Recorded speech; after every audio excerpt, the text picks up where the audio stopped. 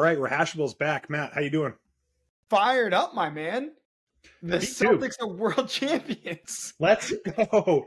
Yes, I'm sweating my Uh, ass off right now. It's so freaking hot out, but the Celtics are champs. We had a I lot of things know. to be excited about. That was awesome. I guess it's a good problem to have when you're planning the parade, that it could be like 100 and something degrees tomorrow when it's going to be going on. But hey, we have another parade. So It's amazing. So this podcast will come out after all of this stuff, but before I jump into, because we're going to talk Celts, this episode is going to be a little bit different than previous episodes, just to kind of lay the groundwork. It's been hard to watch stuff. I think it was even hard last time we recorded an episode, but it's like basketball is every night, every other night. Softball's crazy. Life's a little bit crazy. So the main thing I have been watching over the past month is the Celts. So we're going to watch the Celts. We're going to talk about the Celts. We're going to talk about the Tom Brady retirement event that took place at Foxborough last week, which we were lucky enough to go to, which was awesome. And then we're going to talk about some of the highly anticipated things that we're hoping to watch, TV shows, movies throughout the summer and the rest of the year, now that we'll be able to get our watching TV, watching movie lives back in order. That sound good? yeah, that sounds great. You're 100% right, because haven't watched a ton either, because sports have been so dominant. Basketball specifically has been so dominant. So yeah, dude, I was happy the Celtics won last night, but then part of me in the back of my mind, I was like, man, it's been so fun watching basketball for the past few months. I can't believe it's going to be till like October 20th or something like that we're going to have to wait. You know, it's bittersweet that it's over, but what a freaking amazing run for the Celtics team this year. What was their final record? Were they 86-20? 81-20. 81-20 with 6 home losses all year, 2 in the playoffs. Incredible. It's insane. It's like, have you ever seen, like, you listen to that and you hear now, it's like they're one of the most dominant teams of all time, yet I couldn't have been more nervous or like uncomfortable at times watching them, because nothing ever felt safe. You know what I mean? It was so funny to hear how dominant they were, yet literally until the game ended yesterday, I was afraid the Mavs were going to come back.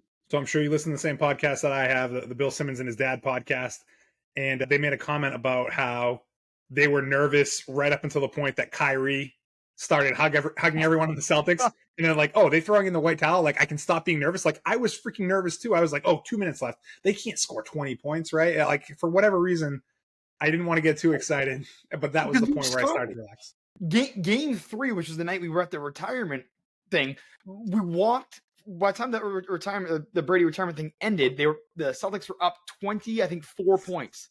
By the time we got to our car, that got cut down to 3 points. So it's like that kind of scarred us, because they almost lost that game, even though they didn't end up holding on.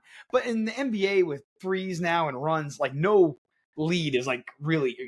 The Celtics have even come back from big losses. But man, they did it. They freaking finally did it. It was awesome. They did it. So all the things that we're happy about, let's talk about it. So I am happy that Tatum and Brown are now 26-27. Yeah.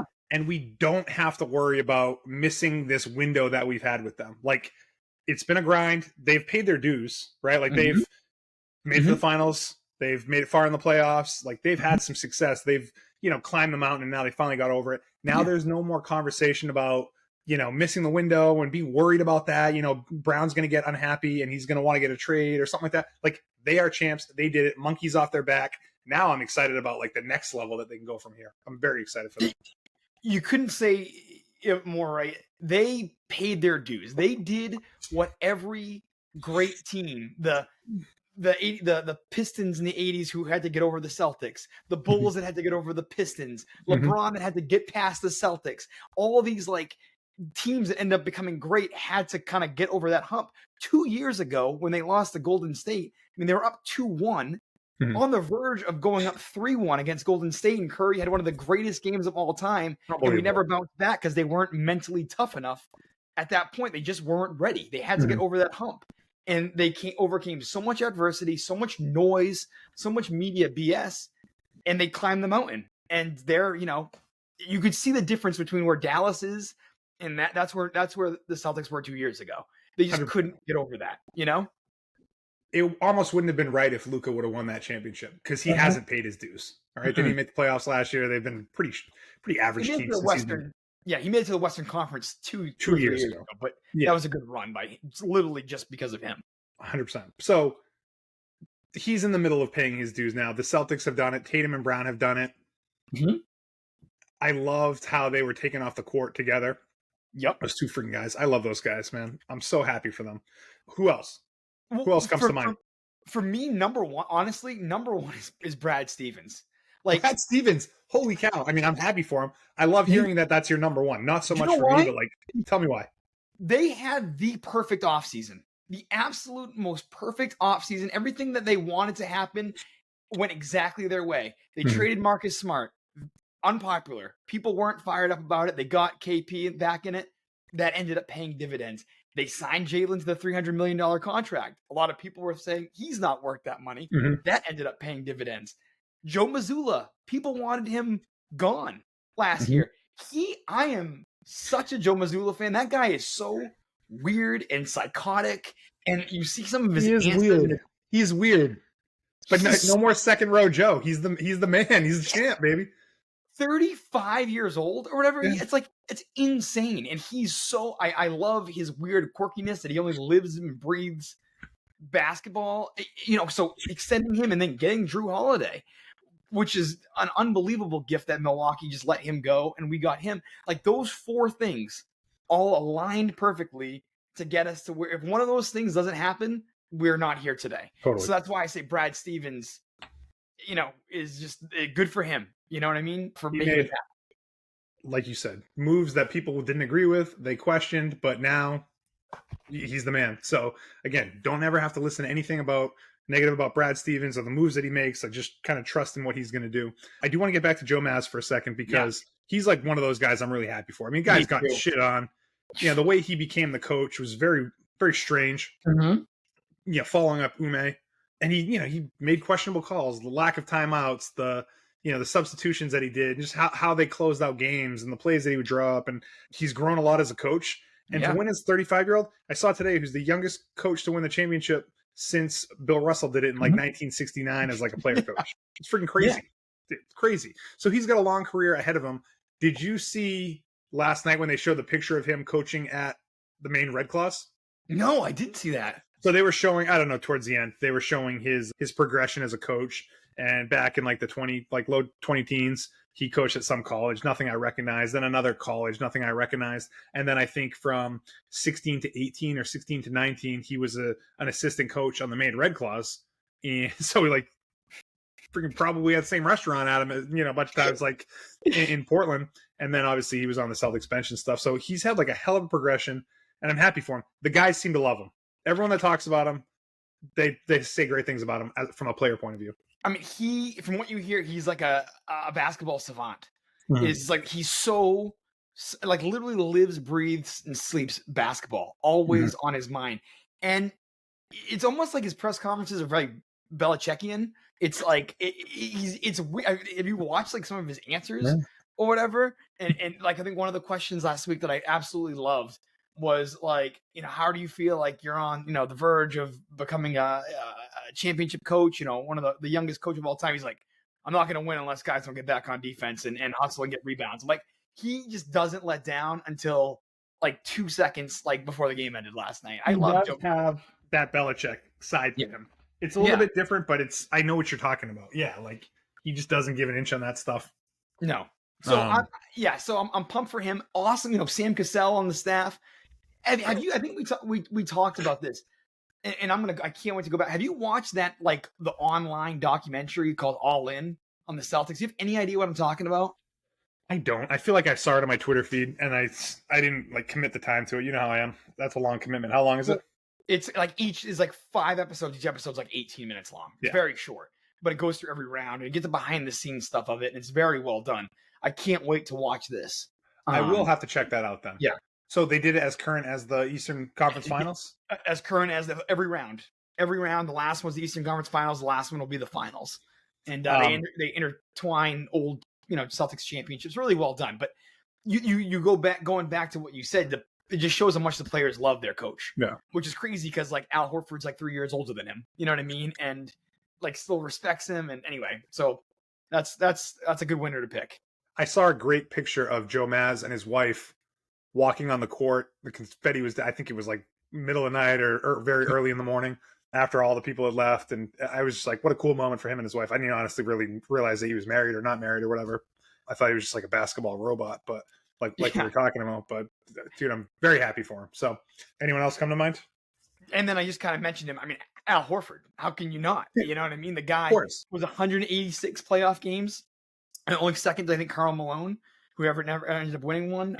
He's such a likable guy, and just to think about his journey, because I remember when we got him from Atlanta, that when he signed here, dominated here, then left and sucked on the Sixers. Sixers, he sucked. And Went to then OKC, and then they just OKC, like yeah. then they, I don't want to say benched him, but like basically said like stay away from the team. You don't have to play this year. And you're like, well, that was a good run for Al. And when he ended up back on the Celtics, I didn't know what to think. But man, what a freaking great run! I mean, yeah, he's an older basketball player, but he definitely contributed with the way he played all through the season, through the playoffs, through the finals, hitting shots, making defensive plays, and good for him. The amount of minutes he had to play when Porzingis was out, and he stepped up and got it done. You know, so he's like the second tier of who I'm so happy for. Yeah, second tier for him. I mean, the next two guys for me are Kristaps and Drew. Yeah, Kristaps because he seems like when he came to the Celtics, he embraced Celtics culture like right away. You know, like it seemed like he truly like loved playing for the Celtics and playing in Boston. The role that he had, generally a happy guy, obviously made out of glass. Guy can't stay on the court. Yeah, I was glad that he got a chance to set foot in Game 5 and contributed in a couple ways. I mean, he's obviously not 100%. I'm hoping that they can do this surgery and he can come back and, you know, give it another run. But honestly, I'm happy for him because he was a guy that started out hot in New York, you know, didn't leave in a great way, bounced around a little bit. So now he's a champion too. And then Drew, that freaking guy, man. I love that guy. Actually, I forgot Derek White. Add him to the mix. Like those guys. the whole, They remind me of like Edelman, you know, like I love them like I love Edelman, you know, and Edelman's my second favorite Patriot ever. And it's like Drew Holiday and Derek White, man, those guys freaking play their ass off. They hit shots, they defend. It's amazing. Just being bringing him on, having won a championship in Milwaukee, he brought so much gravitas and maturity for the younger guys just by being there. And then the biggest thing when you hear about all this, how selfless all of these guys were, is it wasn't about stats. It wasn't about, again, it was such a Patriot type thing.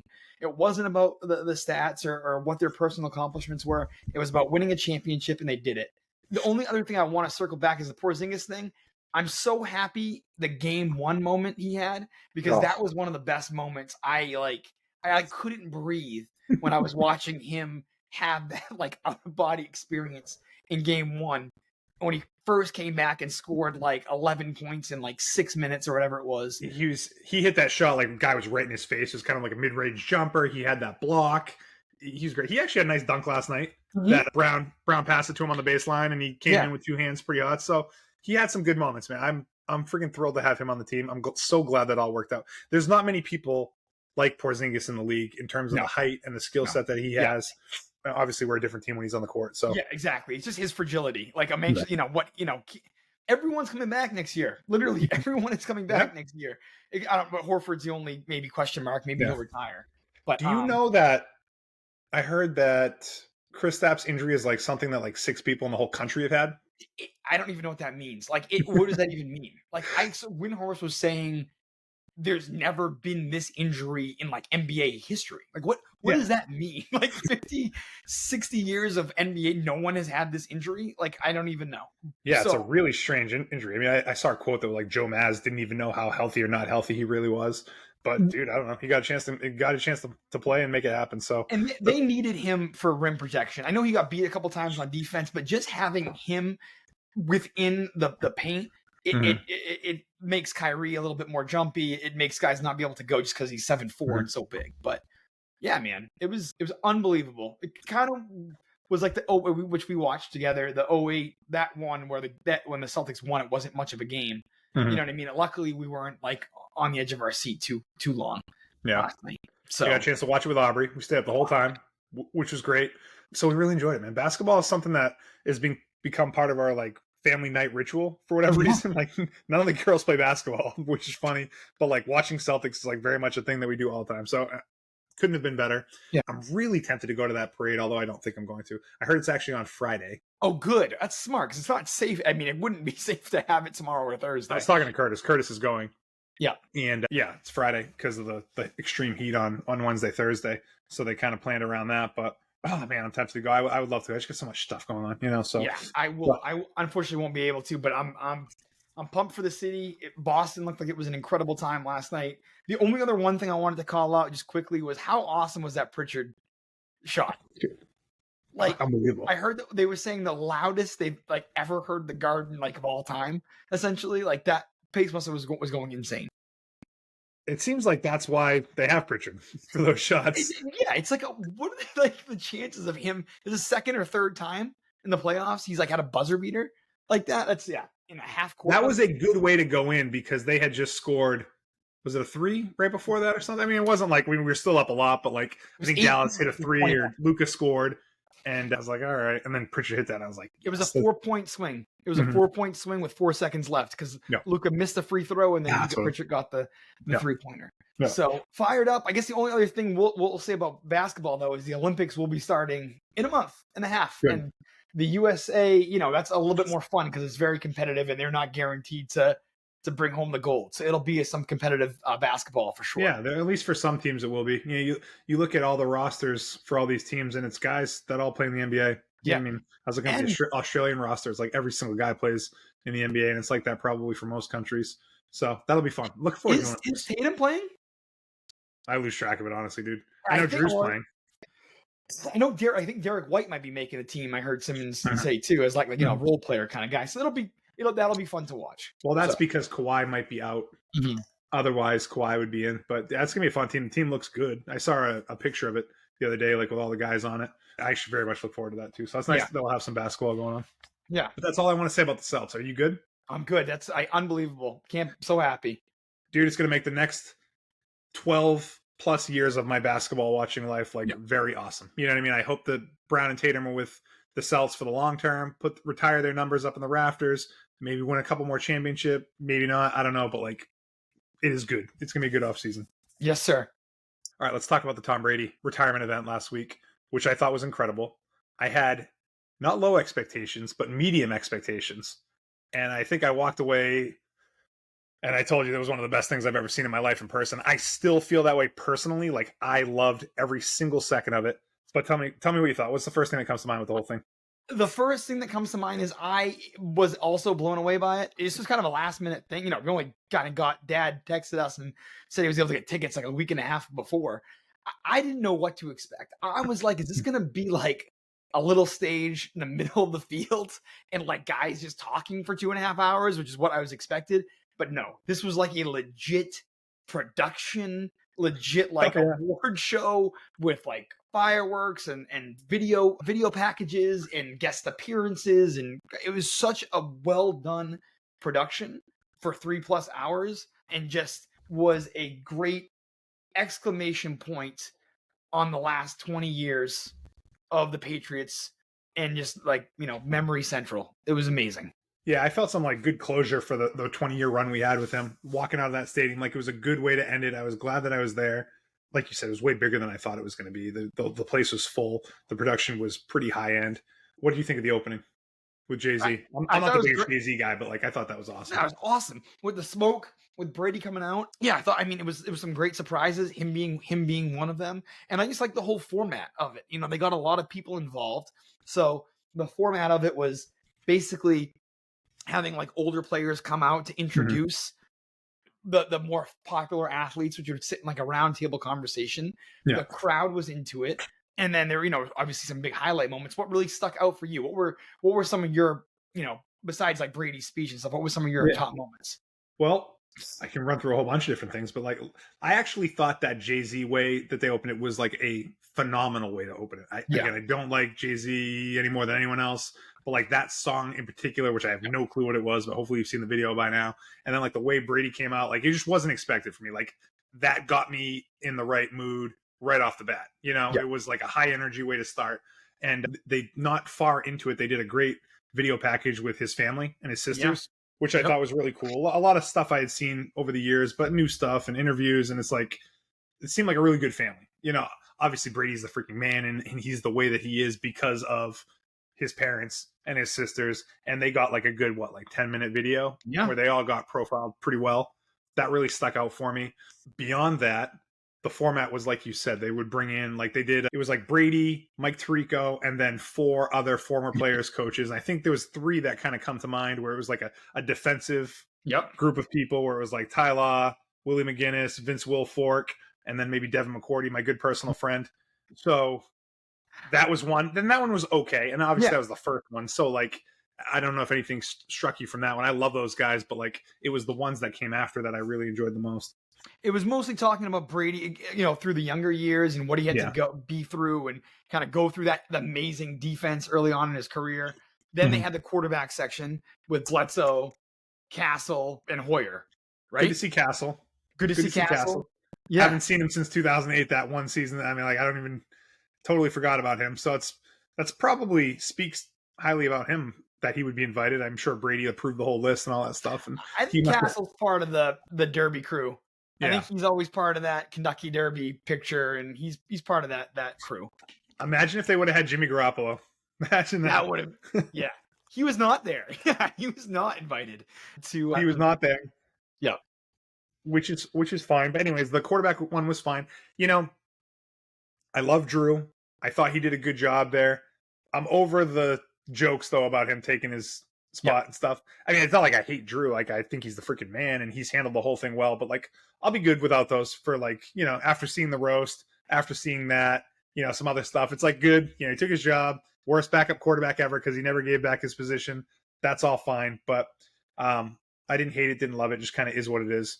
Drew's the man, but it is what it is. Totally. No, I totally got that impression. And the last one, which was probably the best one of the panels, was the wide receiver one with, of course, Moss, Edelman, Gronk, and Welker.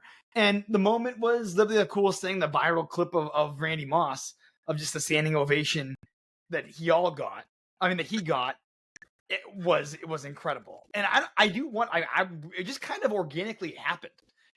We were cheering, and then people just kept cheering, and it got a little bit louder and louder, and then his reaction caused people to get louder and louder. It was an awesome, awesome moment. So that surprised me. I loved every second of it. Was not expecting that. Mm-hmm. And I try to think about why that happened. And part of me was like, maybe it was because Randy Moss was the first one they introduced and people were fired up for that group in general. And then his reaction, you could see he was getting emotional, and then it kind of created this little loop. But Randy Moss is the second best receiver to ever play the game. And Jerry Rice might not even count because he cheated with the stickum back in the day. So he might actually be the best receiver ever. So that year with Randy Moss was the freaking absolute best. And I'm glad he got a chance to enjoy that moment, with the New England fans. Really, 3 of the 4 of them did. I mean, the only one that didn't get like a crazy ovation was Welker, who we loved and kind of left on a little weird terms, and people loved him. But Edelman and Gronk did get similar reactions as Moss did, but that's the one that got the most attention. And they were good. They have like Edelman and Gronk have their shtick at this point, and that's fine. I enjoy listening to him talk. Like I said, Edelman's my number 2 guy. I freaking love that guy. So it's always good to see him and see him interacting with Tom. I think after that, I don't know if it was before or after that, but one of the other surprises was the fact that they had Peyton Manning come. And that's kind of a big deal because Manning didn't have to come. You know what I mean? He's not beloved in New England. Obviously, him and Tom are close, but you never really know how close they are. But like to actually fly up to New England and come to that and talk, it was a great conversation. We talked about it that night. And I tried to, towards the end of Manning's career, really try to enjoy their matchups because it was must-see TV when it was Manning and Brady on Sunday Night Football or Sunday at 4:15. You think all the Colts-Patriots games, like Broncos-Patriot games, were just insane. And Manning, I don't care what anyone says, I absolutely love the guy. He's so good at talking. He's so funny. I like the Manning cast. He's done such a great job with life after football. And for him to sit down with Brady, and then for him to get the reaction the crowd got too, like, because right before that, they had like a package of like Brady's like biggest like rivals. Like they had like Richard Sherman and Eli Manning and Ed Reed and Ray Lewis. Yeah, those guys all sent messages, video messages to Brady over the Tron, the big TV thing, and everyone booed every single time. And someone came up, the boos almost got louder and louder. And when Manning came out, I think everyone was so shocked that the reaction was pretty awesome. Yeah, like people were freaking out about it, and he was Mhm. funny and charming, and it was a great conversation. Yeah. So that was awesome. And then that led to the big one, Yeah. big Bill Belichick being there, which he got. Do you think he got the biggest standing ovation, Yes. or was it Randy Moss? No, he did. And that Yeah. was probably my favorite, but minus Brady's speech, my favorite moment of the night. Yeah, Brady's speech was awesome, which we'll Because get to. it was the only time, because it's been so shitty for a few years now, and all this of the media and a lot of people kind of wanting Brady to go, Belichick to go, us included, quite frankly. Yeah. And they never got a chance to really say goodbye to him, like the fans. And that was like their way to say goodbye and thank you. And that ovation was wildly organic. And he got the biggest one. And he seemed to obviously really cherish it. I thought that was an awesome moment. Yeah, it really was, for all the reasons you said. It was good to see him back there. I know they left on bad terms, Belichick and Kraft. So it's nice that he did that for Brady and got a chance to experience that moment with the fans. So I loved every second of it, except for one part, which I told you about. Still bothers me. I don't know why it has to be this way. I guess I get it, but I kind of don't. But he had a bunch of great stories and a lot of stuff that you heard before. But I mean, it's Bill Belichick, so you get a chance to see him kind of go, what he speak for, like 20 minutes, 15 minutes. Yeah. It was a fairly long speech. But he was shouting out all the players that he'd coached before. He shouted out all the defensive players. And he had a moment, and tell me if I'm an idiot for thinking this way, but he had a moment where he was listing guys from the most recent run of Super Bowl victories. And he listed off Talib. He listed off, a whole bunch of guys. And then he's like, and then we couldn't have done it without the linebacker, Dante Hightower. And which he deserves a ton of credit, but he didn't even touch Mayo's name, who was right there in the conversation, equally impactful. Obviously was on his staff. He's the new coach. Like, he could have easily said Mayo's name in there. He could have wished him well, and he had like a real moment to like be the bigger man and to pass the torch. Yep. And instead, to me at least, it was noticeable that he left his name out of things. There's no way that wasn't intentional. There's no way. Like, oh yeah, I forgot about it. His name's Rod Mayo. There's no way, which is just so weird. And you're right. I hate even talking about it because there's so much positive that happened that night. But it was so intentional, and it is weird. And I don't know. I don't even know what to say about it. But I don't know. Yeah. I haven't seen. Have you seen it? I didn't see anything about it or anything like that. I mean, am I maybe the only person that noticed that? I don't know. I haven't seen one thing about it, but that was notable to me. I was like, dude, he's right there. He was on stage not that long earlier, but anyways. Belichick, we kind of talked about quickly. It's just like we talked about at the roast, is like, for the 20 years, all we wanted was like Belichick to say something nice about Brady. You know what I mean? And it was always like pulling teeth when a reporter would ask him something. He'd be like, well, what do you think of your quarterback's performance tonight? He threw 6 touchdowns, blah, blah, blah. He's like, well, everyone played really well, and it's a team effort, and like a lot of people, or then when he kind of threw Brady under the bus during Deflategate, and all this that you hear that he wanted to get rid of him, and all that shit was like building up just for them to have a moment and Belichick to recognize Brady as the greatest of all time and to just gush about him for 20 minutes. It was like, it's all you could ask for as a Patriots fan. It was awesome. Yeah. And then that led to the moment where Brady, he had plenty of interactions and talking throughout the event, but he finally had his chance to say his prepared remarks, and he freaking crushed it, man. He's so freaking good. Like, I think at that point of the night, it was like past 10. I think people were a little bit tired. I think the energy for his speech kind of peaked with the Belichick, unfortunately. So like the crowd, as into it as they weren't into it as much as they were into Belichick's intro part. But Brady stepped up there, got his red jacket on, looked like the man, and then delivered like a great speech that hit all the things that you would expect Brady to say, thanking all the right people, giving all like the life lesson stuff that you would want, and then ending with like how he's a Patriot. And it's just like, dude, I just died and went to heaven. Yeah.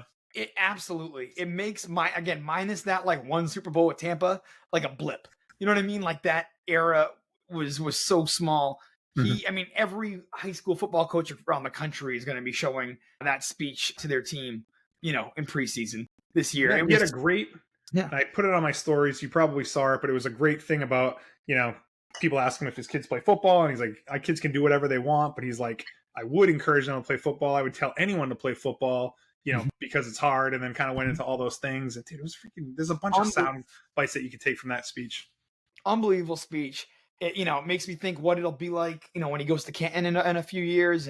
But he's a Patriot for life. He said it. He's all in with the organization, and it was an awesome night. So yeah, it really was. What a great run for Boston sports between that and the Celtics. Great week of stuff. Really, sometimes I'll always remember. Did you see that picture? I love this real quick to put a bow on this.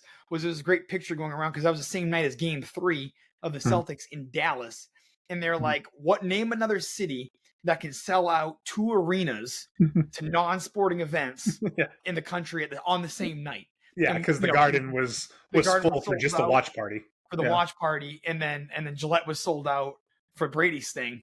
And it was not even 2 non-sporting events are going on. So we talked about this when we were leaving, but there is a list of one person that they could have an event for like that and sell out a stadium. There's nobody else that you could try to even do a similar 3-hour and change event where you're bringing people from different eras and celebrities and have $60,000 people pay to go see. Brady is the one and only person on that list that could have an event like that. I still can't think of anyone. Maybe some soccer player in Europe that I'm unfamiliar with, but as far as American sports and the big 4, I don't know, man. Michael Jordan, maybe. I don't even know. I didn't even know if that would happen the way it is for Brady. Because Brady, Jordan, as a greatness as he is, people don't exactly say what a warm guy he is. Bledsoe even said it during his speech, which I thought was a really great moment when he was there. He was like, "Listen, a lot of teammates can respect you and like you, but they wouldn't show up to this thing. Look how many guys showed up for you,